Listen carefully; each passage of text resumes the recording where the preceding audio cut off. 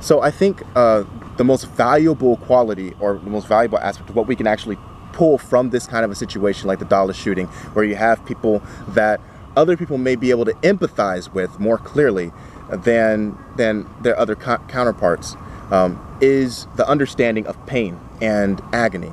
And that's why I believe that certain groups, certain other intersectional relationships can sort of get what we're going through, right? I think that's why the LGBTQI community is so active in their support with Black Lives Matter. I think that's why certain groups like Results, for instance, is so active with their advocacy of support for Black Lives Matter, even mentioning them at the most recent convention in DC several times.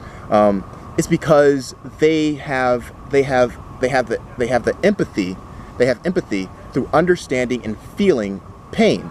And so with this kind of an event where, yes, officers were shot, and that's horrible. It's the most terrible thing that you can possibly have to anyone to happen. No one is advocating for anyone to be murdered. But I would hope that in these conditions, I hope it helps to raise awareness of the situation at large in order for us to have a more broad conversation about what the causes are. Yes. So for instance, the causes. when we look at terrorism in the Middle East, or even ISIS, for instance, I think that people have an understanding of what the causes are for why there's terrorism in the Middle East. Yes. It's because of our constant militaristic imperialism overseas, and our occupation of their territories, and our bombardments and brutalization of their people. Yes. Notice, we use our military to brutalize their people, and in response, a few of them radicalize and respond to that aggression with aggression.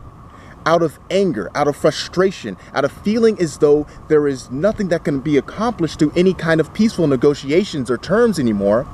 So they do whatever it is that they think they could possibly do to send a message, even if it includes strapping a bomb on themselves. And so we now have in the United States of America, where again, I'm moving back to the beginning of this conversation, to where we've had a history of oppression here. This isn't the first time that we've been talking about, police brutality and police destroying us and hurting us and killing us for years and decades.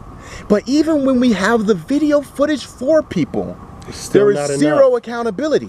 So now you have a situation where all of that culminates and boils over to the point to where you have people so frustrated, to the point to where you have shooters who even say, I'm even disgusted with Black Lives Matter because you guys aren't even doing enough. Yeah.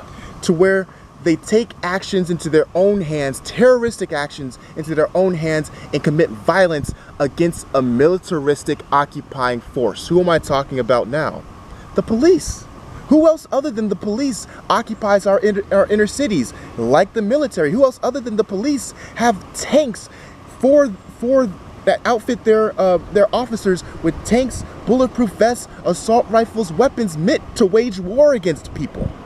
So, though I am deeply disturbed by his actions, I hope that for some people this will introduce them to a conversation about the systemic issues and the actual causes to these troubles. And so I was reading an article by FEE, and I definitely want to get your input on this, definitely. Mm-hmm. I was reading an article by FEE, and they were stating, and they were using this kind of language to describe what's happening in America right now from the Black community and just all the activist groups. And what they're calling it is blowback. Right, and it's a term that's typically used when we're at war with people, right? And it's a term coined by the CIA, of course.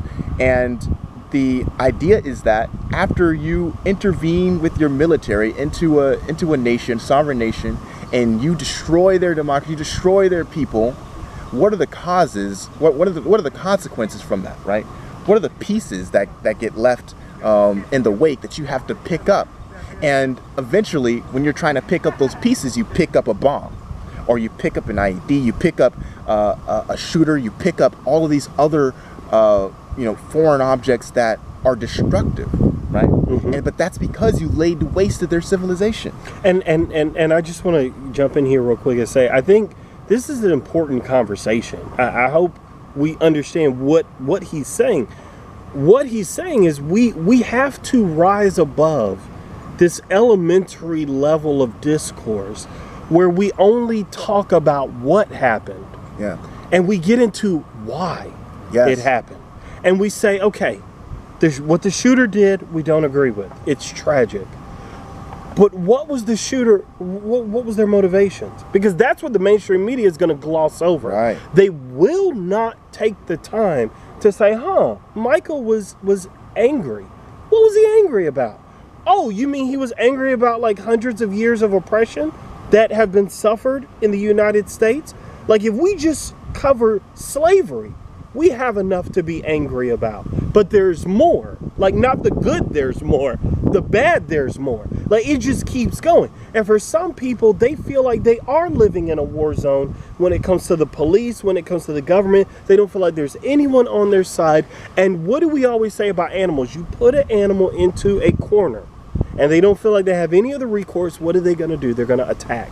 We have people in this country who don't feel like they have any further recourse, and they're choosing this course of action. It doesn't mean we agree with it, but it means we're going to be sober and intelligent enough to call it out and say this is what they're doing, because they don't feel like they will be heard in any other way.